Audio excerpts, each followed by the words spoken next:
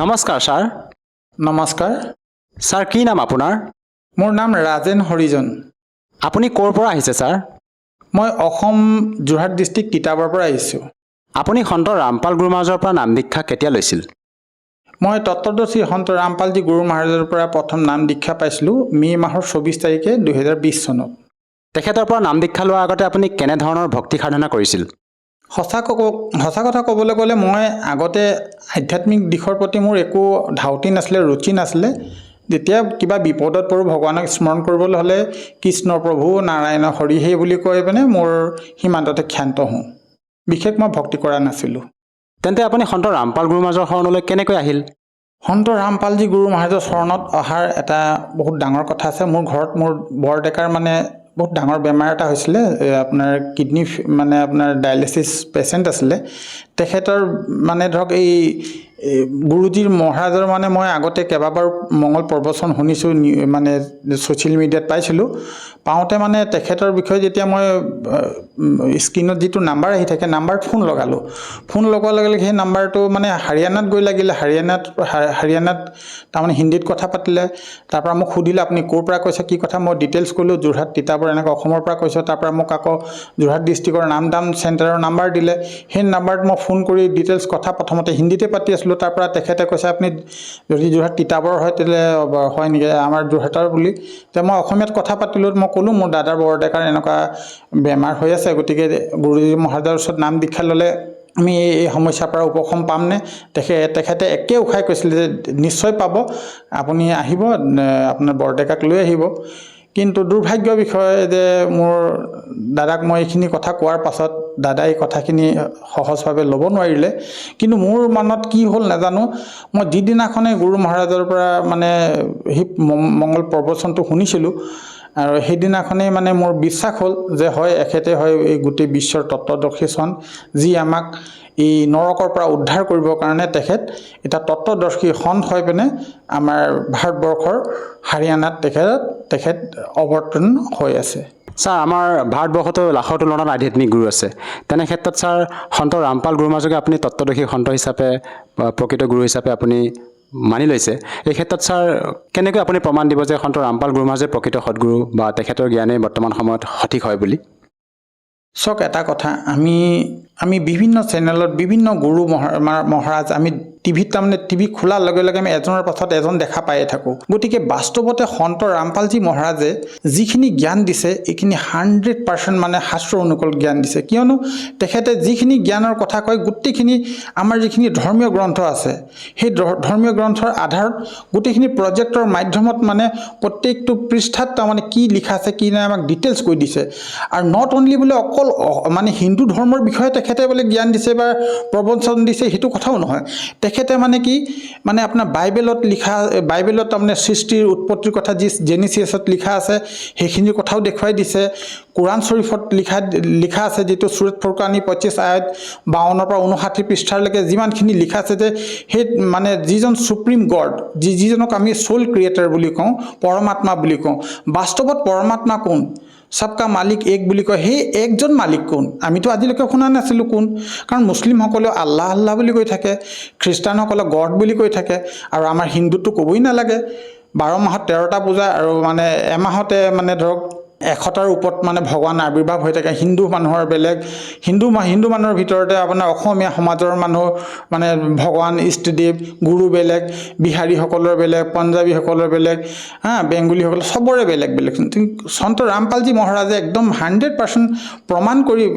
প্ৰমাণ কৰি দিছে যে হিন্দু, খ্ৰীষ্টান, মুছলিম যিকোনো ধৰ্মীয় গ্ৰন্থত একেজন যে কবিৰ পৰমাত্মাৰ বিষয়ে লিখা আছে, কবিৰ পৰমাত্মাহে সুপ্ৰিম গড হয়, সেইটো 100% তেওঁ প্ৰমাণ কৰিছে।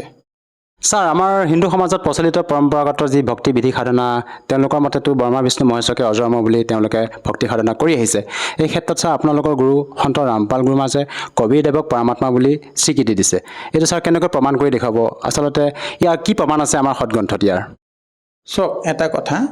আমি এতিয়া ব্ৰহ্মা বিষ্ণু মহেশ তিনিজনক আমি ভগৱান বুলি মানো। তিনিজনৰ 3টা গুণ সম্পন্ন আছে, ৰজগুণ, শতগুণ, তমগুণ। ৰজগুণক দায়িত্ব দিয়া হৈছে যে তুমি সৃষ্টি কৰিবা, শতগুণক দি আছে তুমি পালন কৰিবা আৰু তমগুণক দি আছে শিৱক দি আছে তুমি সংহাৰ কৰিবা আৰু সৃষ্টিকৰ্তাজনকতো আমাৰ হিন্দু সমাজত কোনো ভগৱান বুলি স্বীকৃতিয়ে নিদিয়ে ব্ৰহ্মাক আকৌ যদি ব্ৰহ্মাই সৃষ্টি নকৰে বিষ্ণু কাৰ পালন কৰিব বিষ্ণুৱে যদি পালন কৰে তে শিৱই সংহাৰ কৰিব যিজন আমি এছাম মানুহেতো শিৱকে ভগৱান বুলি মানি আছে যদি ভগৱানে শিৱ ভগৱান যদি সংহাৰে কৰে সংহাৰৰ অৰ্থটো কি নাশ কৰা বিনাশ কৰা ডিষ্ট্ৰয় কৰা শেষ কৰি দিয়া গতিকে শেষ কৰি দিয়ে যেন কিটো ফালৰ পৰা মানে আপোনাৰ তেখেতক আমি ভগৱান বুলি মানিব পাৰোঁ আৰু ব্ৰহ্মা বিষ্ণু মহেশ এই তিনিজনক তিনিটা গুণটো ডেফিনেটলি কোনোবাই এজনে দিব লাগিব তেওঁলোকক সেই অধিকাৰবোৰ যে আপুনি ৰজগুণ সতগুণ তমগুণ তো 100% এটা কথা স্পষ্ট হয় যে ব্ৰহ্মা বিষ্ণু মহেশ এই তিনিজন সুপ্ৰিম গড নহয় তেওঁলোকে এটা এটা ক্ষেত্ৰ এটা এটা বৰ্গৰ তেওঁলোকে ভগৱান হ'ব পাৰে যিদৰে এখন ডিষ্ট্ৰিক্টৰ এজন মানে ডিসি থাকে ডিসি হ'ল প্ৰশাসনিক বিষয়াৰ মানে ভগৱান পুলিচ প্ৰশাসন বিষয়াৰ যেনেকা যিদৰে ধৰক এছপি বুলি ক'ব পাৰি বাটালিয়ন বিভাগৰ যেনেকা কমাণ্ডেণ্ট হয় কমাণ্ডেণ্ট এছপি আৰু আপোনাৰ ডিসি তিনিজনৰ ৰেংক কিন্তু সমপৰ্যায় কিন্তু তিনিজনৰ ক্ষেত্ৰত তিনিজনৰ মানে ডিপাৰ্টমেণ্ট বেলেগ বেলেগ ঠিক সেইদৰে ব্ৰহ্মা বিষ্ণু মহেশ এটা ক্ষেত্ৰৰ তেওঁলোকৰ তিনিটা ৰাজধানী তেওঁলোকৰ তিনিটা মানে ৰাজধানী বুলিয়ে ক'ব লাগিব তেওঁলোকে ব্ৰহ্মা লোকত ব্ৰহ্মা থাকে বিষ্ণু লোকত বিষ্ণু থাকে শিৱ লোকত শিৱ থাকে আৰু তেখেতলোকৰ যিটো ৰেঞ্জ তেখেতলোকৰ যিটো পাৱাৰ সেই পাৱাৰটো মাত্ৰ স্বৰ্গলোক মৰ্ত্যলোক আৰু পাতাল লোকতহে তিনিটা লোকতহে তেওঁলোকৰ মানে যিখিনি আপোনাৰ তেওঁলোকৰ ৰেডিয়েশ্যনটো যেনেকৈ আমাৰ মোবাইল টাৱাৰ ৰেডিয়েশ্যন পায় তেওঁলোকৰ তাৰমানে যি আপোনাৰ হেৰি আছে পাৱাৰবোৰ আছে এই পাৱাৰবোৰ মাত্ৰ তিন ঠাইতে তেওঁলোকে অধিপত্য তাৰ বাদে তেওঁলোকে বিশেষ একো তেওঁ হেৰি কৰিব নোৱাৰে ছাৰ আমি যেতিয়া আপোনালোকৰ সন্ত ৰামপাল গুৰুমহাৰাজৰ ভক্তসকলৰ যেতিয়া অনুভৱ আমি প্ৰত্যক্ষ কৰোঁ টিভি স্ক্ৰীণত তেওঁলোকে নিজৰ মত ব্যক্ত কৰে যে তেওঁলোকে কয় যে সন্ত ৰামপাল গুৰুমহাৰাজৰ পৰা নাম দীক্ষা লোৱাৰ পিছতে বিভিন্ন প্ৰকাৰে লাভ পায় এই ক্ষেত্ৰত ছাৰ আপোনাৰ পৰা জানিব বিচাৰিম আপুনি সন্ত ৰামপাল গুৰুমহাৰাজৰ পৰা দীক্ষা লোৱাৰ পিছত কেনেধৰণে লাভ পাইছে ছাৰ খুব ভাল প্ৰশ্ন সুধিলে আপুনি সঁচা কথা ক'বলৈ গ'লে মই যেতিয়া আপোনাৰ এই ইণ্টাৰভিউবোৰ চাইছিলোঁ তেতিয়া মোৰ মনত তাৰমানে প্ৰশ্ন কিছুমান আহিছিলে যে বাস্তৱতে ইণ্টাৰভিউটো সঁচা হয় জানো ইয়াৰ অন্তৰালত কিবা খেল থাকিব পাৰেনে টকা পইচাৰ কথা থাকিব পাৰেনে টকা পইচা দি পিনে মানুহক মানে গুৰুজনাৰ বিষয়ে মানে পাব্লিচিটিৰ কাৰণে এনেকুৱা ধৰণৰ কথা ক'বলৈ শিকাই দিয়ে নেকি সঁচা কথা কৈছোঁ একেবাৰে অন্তৰৰ পৰা কৈছোঁ মোৰ মনত এই মানে এই দাখৰ মানে এনেকুৱা ভাৱ আহিছিলে কিন্তু এতিয়া গম পাইছোঁ বাস্তৱতে সেইটো সঁচা কথাই কৈছিলে যিকেইজনে কৈছিলে কাৰণ মোৰ লগত সেইটো 100% মই প্ৰমাণ পাইছোঁ চক ছাৰ মই আপোনাক কথা এটা কওঁ মই যেতিয়া 2020 চনত মে' মাহৰ 24 তাৰিখে যেতিয়া নাম দীক্ষা ল'লোঁ মই 2020 চনটোক যিমান পাৰোঁ যিমান বুজি পাইছোঁ যিটো মানে মোৰ মগজে ঢুকি পাইছিলে মই 100% মানে ভক্তি কৰি আছিলোঁ কিন্তু মোৰ মনত এটা প্ৰশ্ন আহি গৈছিলে যে মই ইমান ভক্তি কৰাৰ পাছত কিয় মই একো লাভ পোৱা নাই সেই বুলি ভাবোঁতে মানে 2020 চনটোত টানি টুনি পাৰ কৰিলোঁ 21 চন আহি যাওঁতে মাঘ বিহুৰ সময়ত মই ভুল এটা কৰি পিনে নাম খণ্ডিত কৰিলোঁ আৰু সেই তাৰ পৰা 2 বছৰ 21 22 দুবছৰ মই গুৰু মহাৰাজৰ পৰা আঁতৰি থাকিলোঁ তাৰ পৰা আকৌ মোৰ মানে বুকুৰ বিষ হ'ল বুকুৰ বিষ হওঁতে মই গেছ হয় বুলি ভাবোঁতে মই গেছৰ টেবলেট খাইছিলোঁ বহুত বেছি গেছৰ টেবলেট খাইছিলোঁ পাছত এদিন মানে 31 জানুৱাৰী 2023 চনত মোৰ সাংঘাতিক ধৰণৰ বুকু বিষ হ'ল আচলতে মানে মোৰ হাৰ্ট এটেক হৈছিলে মই গম পোৱা নাছিলোঁ পাছদিনাখন মোৰ পৰিবাৰে মোক লৈ গৈছিলে হস্পিটেলত তাত ইচিজি কৰাওঁতে মানে আকৌ যোৰহাটলৈ লিখি দিলে তাত হেৰি কৰাবলৈ দিলে যোৰহাটৰ পৰা আকৌ গুৱাহাটীলৈ লিখি দিলে মানে এনজিঅ'গ্ৰাফি কৰিবলৈ দিলে তাত গম পাইছে যে মোৰ মানে 4টা মানে ব্লকেজ আছে 100%কে 2টা 90% এটা 80% এটা এই ছাইডটো মোৰ 100% মানে বিকল ডক্টৰে মানে মোৰ পত্নী কৈছে যে আপোনাৰ মানুহজন কি কাৰণত জীয়াই আছে নাজানো এনেকা পেচেণ্ট কেতিয়াও জীয়াই নাথাকে বোলে মোৰ মাইকী মানুহ কান্দি অৱস্থা মাইকী মানুহ মোৰ মিছেছৰ কথা কৈছোঁ গতিকে মানে আকৌ সেই তাৰ পৰা মোক নেম কেয়াৰৰ পৰা আপোনাৰ যোৰহাট হেল্থ চিটি হস্পিটেললৈ মোক এডমিট কৰিলে তাত মোৰ মানে বাইপাছ চাৰ্জাৰী হ'ল জানুৱাৰী 18 তাৰিখে সেই তেতিয়ালৈকে মোৰ একো অনুভৱ কৰা নাই মই গুৰুজীৰ নাম পাহৰি গ'লোঁ কোন সন্ত ৰামপালজী মহাৰাজ কোন কি কথা একো নাজানো চব পাহৰি গ'লোঁ কালে মোক ইমানে ভ্ৰমিত কৰি ৰাখিলে একবাৰো ঘূণাক্ষৰো মোৰ মনত নপৰিলে যে মই কোনোবা মোৰ গুৰু আছিলে যে মই দীক্ষা লৈ থৈছোঁ কি মন্ত্ৰ প্ৰথম মন্ত্ৰ দ্বিতীয় মন্ত্ৰ মংগলাচৰণ একো মনত নাই তাৰপৰা যেতিয়া মোক অপাৰেশ্যন ৰুমত সোমাই দিয়াৰ লগে লগে মোক এনাস্থেচিয়া যেতিয়া দিছে তেতিয়া মানে মই ক'ব নোৱাৰা হৈ গ'ল একদম চব মনত আছে ঠিক এই ইলেক্ট্ৰিক এতিয়া মোৰ বুকুটো যেতিয়া ফালিছে ফলা লাগিলে চিক চাককৈ মাতিলে মোৰ একদম ঘপককৈ চকুটো মেল খাই গ'ল মেল খোৱাৰ লগে লগে তেওঁলোকে কৈছে আকৌ দিয়া এনাস্থেচিয়া মই তেতিয়া গম পাইছোঁ যে মোৰ কিবা এটা হেৰি কৰি আছে বুলি তাৰপৰা আকৌ মই ক'ব নোৱাৰা হৈ গ'লোঁ তাৰপিছত যেতিয়া মোৰ অপাৰেশ্যন হৈ গ'ল অপাৰেশ্যন হৈ যোৱাৰ পাছত তাৰমানে মোৰ এতিয়া মানে এনেকুৱা হৈছে যে আমাৰ যে 5টা ইন্দ্ৰিয় থাকে ইন্দ্ৰিয়বোৰ ক্ৰমান্বয়ে এটা বিকল্প হৈ যায় চকুৰে নেদেখা হয় কাণেৰে নুশুনা হয় ছালত একো অনুভৱ নহয় মুখেৰে মাতিব নোৱাৰা হয় এনেকুৱাখিনি মোৰ ভাবিছে খালি কাণৰ পৰা মই ভাবিছোঁ মোৰ এটা ইন্দ্ৰিয় অকল কাম কৰি আছে তাৰমানে মই শুনা পাই আছোঁ তাৰমানে তাৰপাছত তাৰমানে এনেকুৱা হ'ল যে মই বাস্তৱতে বিশ্বাস কৰে নকৰে নেজানো যিসকল ভকত আছে এই ভকতসকলেতো 100% বিশ্বাস কৰিব জগতৰ মানুহ কিন্তু বিশ্বাস নকৰে কাৰণ জগতে এইখিনিৰ লগত মুখামুখি হোৱা নাই মই সেই সময়ত বাস্তৱতে মোৰ মৃত্যু হৈছিলে মানে মোক আগজাননী দিছে যে মোৰ মৃত্যু হৈছে বুলি আৰু মই ক্ৰমান্বয়ে মানে লাহে লাহে গোটেইখিনি মানে মোৰ ইন্দ্ৰিয়বোৰ বিকল হ'বলৈ ধৰিছে মই গম পাইছোঁ যে মই এতিয়া যাম খালি সেই মুহূৰ্তত মোৰ এই পৃথিৱীৰ এক টোপাল পানী খাবলৈ খুব ইচ্ছা কৰিছিলে এতিয়া যিটো বিছলেৰী কোম্পানীৰ মই প্ৰমো কৰা নাই কিন্তু বিছলেৰী বটলৰ আধা লিটাৰ বটলটো মোৰ মানে চকুৰ আগত ভাঙি আহিছে যে মই পৃথিৱীৰ এক টোপাল যদি পানী পোৱা হ'লে মোৰ অন্তকণ্ঠ শুকাই গৈছিলে মানে তাৰপৰা কি হ'ল নেজানো তাৰপাছত ক্ৰমান্বয়ে মানে চকু মুদি থাকোঁতে মই মানে হেৰি হ'ল মোৰ এই মংগলাচৰণটো মনত পৰিলে আমাৰ গুৰুজীয়ে যি আমাক মংগলাচৰণ দিয়ে মংগলাচৰণটো মনত পৰিলে A to Z মংগলাচৰণটো গালোঁ তাৰপৰা প্ৰথম মন্ত্ৰটো মনত পৰিলে তাৰপৰা দ্বিতীয় মন্ত্ৰটো মনত পৰিলে আচলতে এই কথাখিনি যে সঁচা সেই কথাখিনি প্ৰমাণ দিবৰ কাৰণে পৰমাত্মা মানে মোৰ গুৰুজনৰ কথা কৈছে সন্ত ৰামপালজী মহাৰাজ তেখেতে আচলতে মোক অনুভৱ কৰালে যে বাস্তৱতে মোৰ জীৱনটো শেষ হৈছিলে মোক আকৌ দুনাই জীৱন গুৰুজনাই মোক দিছে তাৰপৰা যেতিয়া মানে মই প্ৰথম মন্ত্ৰ দ্বিতীয় মন্ত্ৰ সতনাম স্মৰণ কৰিব ধৰিলোঁ তাৰপাছত মই ক্ৰমান্বয়ে হুচলৈ আহিলোঁ হুচলৈ মানে মোৰ একচুৱেলি আপোনাৰ ভেণ্টিলেশ্যনত আছিলোঁ মই তেতিয়া আপুনি বিভিন্ন বেলেগজনক সুধিব পাৰে ভেণ্টিলেশ্যন থকা অৱস্থাত কোনো কথা মানুহৰ মনত নাথাকে তেওঁ প্ৰায় মানে মৃতপ্ৰায় নিচিনাই হৈ থাকে কিন্তু মোৰ সেই সময়ত তাৰমানে মনত মানে গোটেইখিনি কথা মনত পৰি আছিলে গুৰুজীৰ কথা গোটেইখিনি বাণীখিনি তাৰ পৰা মই মানে এটাই মাত্ৰ বাক্য ক'লোঁ হে পৰমাত্মা মইতো লাচাৰ মই একো কৰিব নোৱাৰোঁ আপুনি যদি পৰমাত্মা হয় আপুনি যদি স্বয়ং পৰমাত্মা মোক মানে আপুনি উদ্ধাৰ কৰক আপুনি বিশ্বাস কৰক মই জগত আৰু ভকত সকলোৰ আগতে প্ৰাৰ্থনা কৈছোঁ যি কৈছোঁ 100% সঁচা কথা কৈ আছোঁ সেই মুহূৰ্তত পৰমাত্মা মানে মই চকু মুদি আছোঁ যদি পৰমাত্মাক মোক দৰ্শন হোৱা নিচিনা হ'ল তো লগালগ মানে মোৰ চকুটো এনেকুৱা মেল খাই গ'ল ওপৰত বগা লাইট যে থাকে আপোনাৰ সেই লাইটটো দেখা পালোঁ লাহে লাহে চকুকেইটা এনেকৈ মেলি চাই পিনে দেখিছোঁ যে মই জীৱিত হ'লোঁ সেই তেতিয়াহে মোৰ অকণমান মানে হুচটো আহিছে আৰু ছাৰ এজন সন্ত বৰ্তমান সময়ত কাৰাগাৰত থকা বুলি গম পাইছোঁ কাৰাগাৰত থকা স্বত্তেও তেখেতৰ পৰা নাম দীক্ষা লৈ আপুনি যি ধৰণে এতিয়া মত ব্যক্ত কৰিছে আমাৰ দৰ্শকৰ সন্মুখত এক ভাবিব লগা কথা আচৰিত কথা আচলতে সন্ত ৰামপাল গুৰুমাই যে আপোনালোকক এনেকুৱা কি ভক্তি বিধি মন্ত্ৰ প্ৰদান কৰে যাৰ দ্বাৰা নেকি আপুনি মৃত্যুৰ কাষৰ পৰা আপুনি বাচি আহিবলৈ সক্ষম হৈছে খুব ভাল প্ৰশ্ন চাওক এটা কথা আমি বাস্তৱতে যিখিনি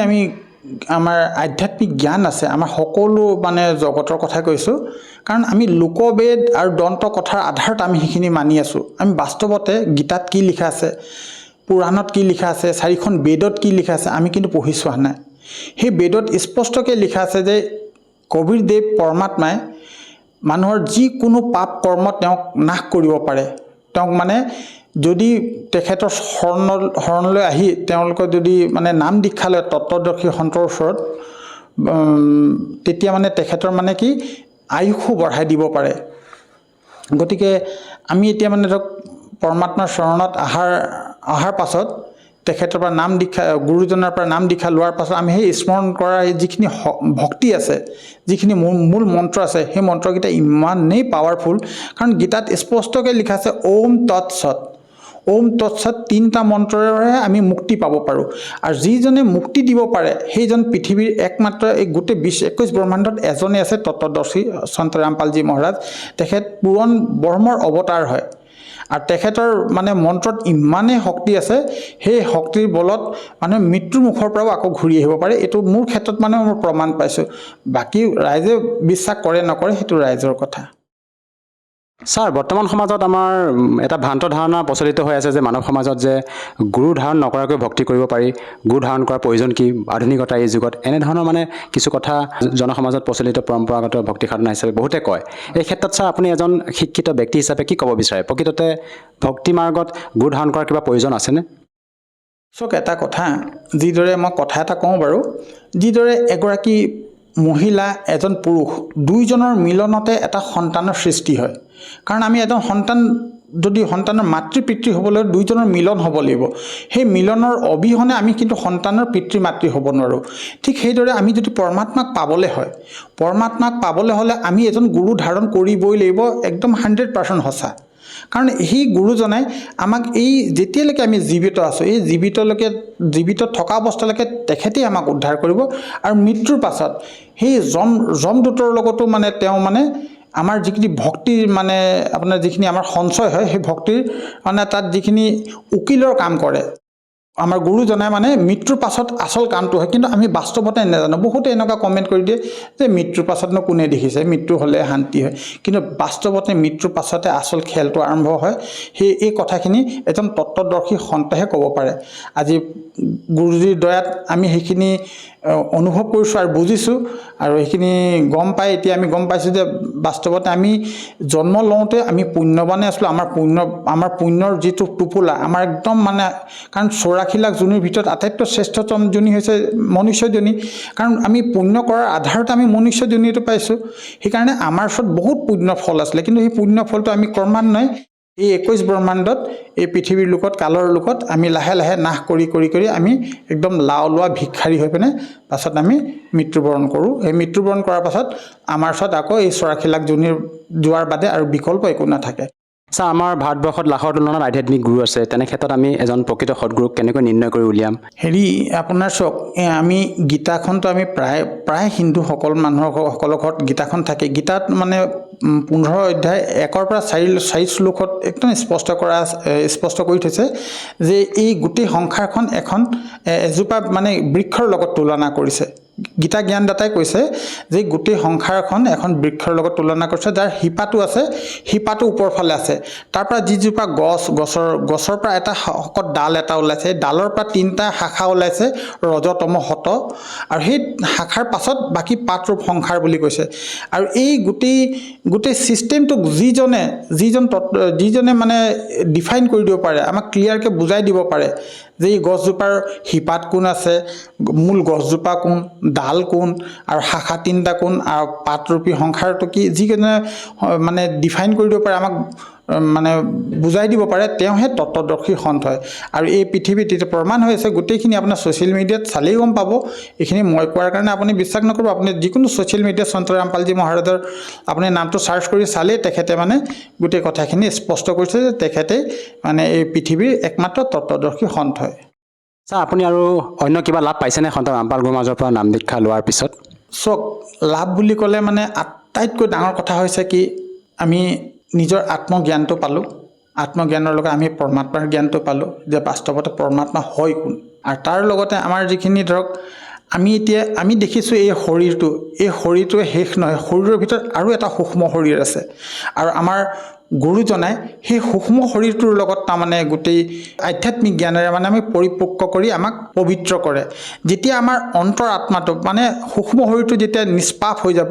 আমি কেতিয়াও বাহিৰৰ পৰা আমি একো পাপ ভুল একো অসৎ কৰ্ম কৰিবই নোৱাৰোঁ। আৰু সৎলোকত যাবলৈ হ'লে আমি নিষ্পাপ হ'ব লাগিব, আমি ঋণমুক্ত হ'ব লাগিব, আমি কাৰো প্ৰতি একো হিংসা দেশ মানে ৰাখিব নালাগিব। আৰু যিহেতু আমাৰ গুৰুজনে আমাক তাৰমানে এটা কথা কৈছে যে চাওক, আজি এই পৃথিৱীত যিমানজন মানে ধৰ্মীয় গুৰু আছে বা ডক্তৰ আছে, সেই ডক্তৰসকলে বা গুৰুসকলে কি কৰে, যেতিয়া আমি কিবা এটা পাৰ্টিকুলাৰ বেমাৰত ভুগোঁ, সেই বেমাৰটোৰ ওপৰত ট্ৰিটমেণ্ট কৰে। কাৰণ বেমাৰটোৰ ওপৰত ট্ৰিটমেণ্ট কৰিলেতো আমি বেমাৰ ভাল হ'বও পাৰে নহ'বও পাৰে, আৰু সম্ভৱ হোৱাৰ আশাও নাই। কিন্তু আমাৰ গুৰুজনাই কি কৰে, যিটোৰ কাৰণত বেমাৰটো হয় সেই বেমাৰটো ষ্টপ কৰি দিয়ে, পাৰ্মানেণ্টলি ষ্টপ কৰি দিয়ে, যাতে বেমাৰেই নহওক। আৰু যেতিয়া বেমাৰেই নহয় তেতিয়াহ'লেতো আমাৰ মানে কোনো অসুবিধাই নাপাওঁ কাৰণ আমি বেমাৰ কিয় হয় আমাৰ খাদ্যৰ ফলত কাৰণ আমি এতিয়া যিখিনি মাছ মাংস কণী ধপাত গাঞ্জা আফিম চুলফা এইকেইটা খাওঁ তাৰ ফলতো আমাৰ শৰীৰটোত বেমাৰ হয় আৰু গুৰুজীৰ মৰ্যাদাত ডিচিপ্লিন একদম প্ৰথম যদি আপুনি গুৰুৰ শৰণত থাকিবলৈ হ'লে আপুনি ডিচিপ্লিনত থাকিবলৈ মৰ্যাদাত থাকিব লাগিব মৰ্যাদাত থাকিলে যদি আপুনি এইখিনি বেয়া বস্তুখিনি সেৱন কৰাটো ষ্টপ কৰি দিয়ে আপোনাৰ কোনো কাৰণত কেতিয়াও বেমাৰ হ'ব নোৱাৰে আৰু তাৰ লগতে সোণত সোৱাগা চৰা বুলি কথা এটা আছে আমি যদি বেয়া বস্তুও নাখাওঁ আৰু প্লাছ গুৰুজনাই দিয়া মন্ত্ৰখিনি যদি জপ কৰি থাকোঁ তেতিয়াহ'লে 100% আমাৰ যিটো অন্তৰকৰণ আমাৰ আত্মাৰ যিটো মানে ধৰক সূক্ষ্ম শৰীৰ যিখিনি আমি বেয়া বস্তু যে সেৱন কৰোঁ সেই সেৱন কৰাৰ তাৰ যিখিনি অৱগুণখিনি আমাৰ সূক্ষ্ম শৰীৰৰ লগত সি মানে বিলীন হৈ যায় সেই সূক্ষ্ম শৰীৰটো আমি ৱাছ কৰা চাফা কৰাৰ একোতো উপায় নাই গতিকে এজন সৎগুৰুৰ মন্ত্ৰৰ ফলত আমাৰ সেই সূক্ষ্ম শৰীৰৰ ভিতৰখিনি আমি মলিনতাখিনি আমি চাফা কৰিব পাৰোঁ আৰু যেতিয়া আমি অন্তৰৰ পৰা মানে সূক্ষ্ম শৰীৰৰ পৰা আমাৰ আত্মাটোৱে যেতিয়া চাফা হৈ যায় তেতিয়া আমি পৰমাত্মাক লাভ কৰিব পাৰোঁ আৰু আমি সৎলোক যাব পৰা অধিকাৰী হওঁ ছাৰ আপুনি বহুখিনি তথ্য দাঙি ধৰিলে আৰু যিসকল দৰ্শকে আপোনাক টিভি স্ক্ৰীণত প্ৰত্যক্ষ কৰি আছে আপুনি সন্ত ৰামপাল গুৰু মহাৰাজৰ পৰা নাম দীক্ষা লোৱাৰ পিছতে বিভিন্ন প্ৰকাৰে লাভ পালে সেইসকল দৰ্শকক আপুনি কি বাৰ্তা দিব খোজে যিসকলে বিভিন্ন ৰোগত আক্ৰান্ত হৈ মৃত্যুৰ সৈতে যুঁজি আছে তেওঁলোকে যাতে সন্ত ৰামপাল গুৰু মহাৰাজৰ পৰা নাম দীক্ষা লৈ উপকৃত হ'ব পাৰে চাওক বাৰ্তা দিব পৰাটো মই হোৱাই নাই কাৰণ বাৰ্তাটো আমাৰ গুৰুজনাই দিয়ে সন্ত ৰামপালজী মহাৰাজ আমিতো দাস হয় আমি কুকুৰ হয় আমি প্ৰাৰ্থনা কৰি অনুৰোধ কৰি আমি জাষ্ট ক'বহে পাৰোঁ যে আপোনালোকে তত্ত্বদৰ্শী সন্ত ৰামপালজী মহাৰাজৰ প্ৰবচনবোৰ শুনক আজিকালি ছ'চিয়েল মিডিয়াত বহুত ধৰণৰ মানে ছ'চিয়েল মিডিয়া আছে যিকোনো ছ'চিয়েল মিডিয়াত সন্ত ৰামপালজী মহাৰাজ বুলি আপুনি চাৰ্চ কৰি দিয়াৰ লগে লগে আপুনি ডিটেইলছ মানে সৎসংগবোৰ পাই যোৱাৰ লগে লগে আপুনি তাত মানে ধৰক যিকোনো সৎসংগৰ তলত হালধীয়া এটা পট্টি চলি থাকে তাত এটা নাম্বাৰো ডিছপ্লে হৈ থাকে বিভিন্ন ধৰণৰ নাম্বাৰ থাকে আপুনি সেই নাম্বাৰ যদি ফোন কৰাৰ লগে লগে সেই তাৰ পৰা আপুনি কৈ দিব যে আপুনি কোনখন জিলাৰ কোনখন ষ্টেটৰ পৰা কৈছে আপোনাক একদম ওচৰৰ নামদান চেণ্টাৰৰ মানে আপোনাক এড্ৰেছ দি দিব আৰু আপুনি মানে তেখেতৰ লগত যোগাযোগ কৰি পিনে আপুনি দীক্ষা লৈ নিজৰ আপোনাৰ কল্যাণ কৰাব পাৰিব ছাৰ নাম দীক্ষা লওঁতে তাত কিবা টকা পইচা লোৱা হয় নেকি সন্ত ৰামপাল গুৰু মহাৰাজৰ সৎলোক আশ্ৰমত নাই একেবাৰে মিছা কথা এটা 1 টকা এটা খৰচ নহয় বৰঞ্চ নাম দীক্ষা লোৱাৰ সময়ত আমাক গুৰু মহাৰাজৰ এখন ফটো দিয়া হয় আৰু আপোনাৰ অমৃত জল দিয়া হয় প্ৰসাদ দিয়া হয় আৰু মানে ধৰক আমাক এনেকুৱা ভক্তিবোধ বুলি এখন কিতাপ দিয়া হয় তাত মানে সূক্ষ্ম বেদৰ বাণীৰ গোটেইখিনি মংগল প্ৰবচনবোৰ থাকে ইয়াত 1 টকাৰ খেল নাই 100% কৈছোঁ 1 টকাৰো খেল নাই ধন্যবাদ থাকিল ছাৰ ধন্যবাদ